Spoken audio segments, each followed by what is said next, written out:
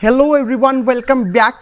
दिल्ली के जंतर मंतर से अब जो जानकारी सामने आई है उसने पूरे प्रोटेस्ट नैरेटिव को एक बिल्कुल नई दिशा दे दी है। अब तक देश में बहस इस बात पर हो रही थी कि प्रोटेस्ट शांतिपूर्ण था या हिंसक, पुलिस ने जरूरत से ज्यादा फोर्स इस्तेमाल की या नहीं। लेकिन अब इन्वेस्टिगेशन का फोकस एक और बेहद गंभीर सवाल पर आ गया है। क्या इस प्रोटेस्ट में सिर्फ छात्र और प्रदर्शनकारी मौजूद थे या फिर भीड़ के अंदर ऐसे लोग भी शामिल थे जिनका क्रिमिनल बैकग्राउंड बेहद खतरनाक था? दिल्ली पुलिस के जांच में जो आंकड़े सामने आए हैं वे चौंकाने वाले हैं। पुलिस के मुताबिक जंतर मंतर और उसके आसपास मौजूद कुल 2873 लोगों का वेरिफिकेशन किया गया।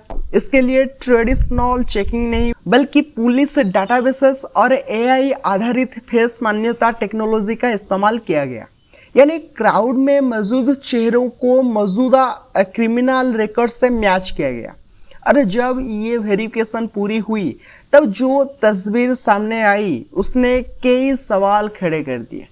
पुलिस का दावा है कि करीब 989 लोगों का सीरियस क्रिमिनल रिकॉर्ड मिला, यानी रफली हर 3 लोगों में से एक व्यक्ति का नाम किसी न किसी क्रिमिनल केस में पहले से दर्ज था।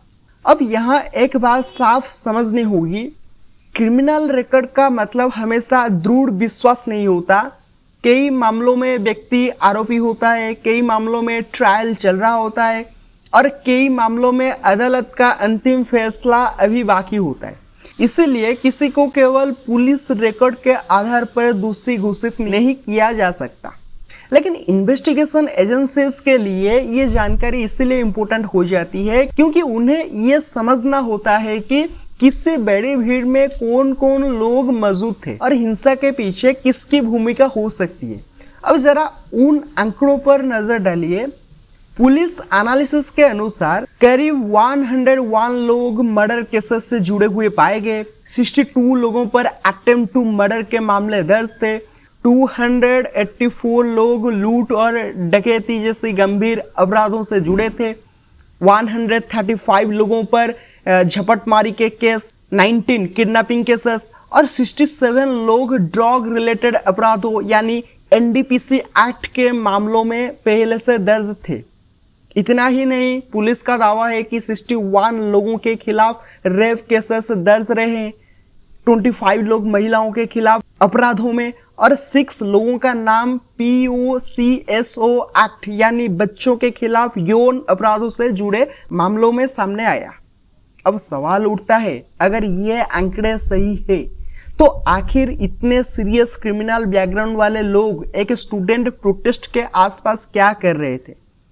क्या वे प्रोटेस्ट का हिस्सा थे? क्या वे सिर्फ मौके पर मौजूद थे या फिर किसी ने जानबूझकर भीड़ का फायदा उठाने की कोशिश की?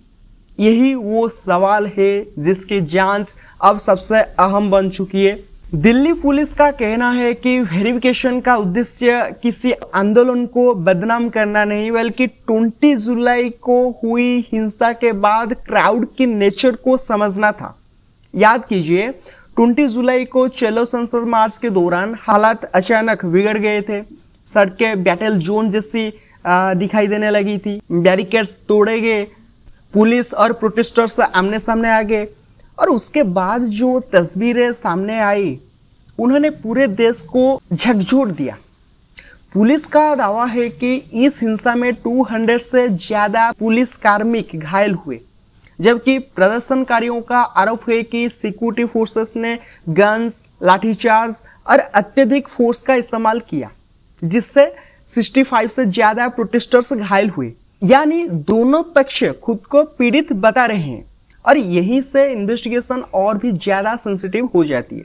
अब पुलिस की रिपोर्ट का एक और हिस्सा ध्यान देने लायक है। पुलिस के मुताबिक मर्डर केसेस से जुड़े 101 लोगों में से 42 ऐसे हैं जिनके खिलाफ 2 या उससे ज्यादा क्रिमिनल केसेस दर्ज है और उनमें से 12 लोगों पर 10 या उससे ज्यादा केसेस दर्ज होने का दावा किया गया है।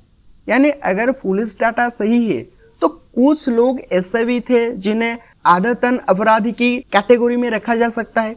इसी तरह लूट और डकैती वाले 284 लोगों में से 155 लोगों पर मल्टीपल क्रिमिनल केसेस दर्ज बताए गए और 31 लोगों के खिलाफ 10 से ज्यादा केसेस होने की बात कही गई। यानी जांच एजेंसियों के लिए अब सबसे बड़ा सवाल यही है, क्या प्रोटेस्ट के दौरान हुई हिंसा पूरी तरह अचानक हुई या भीड़ के अंदर पहले से मौजूद ऐसे तत्वों ने माहौल बिगाड़ने में भूमिका निभाई।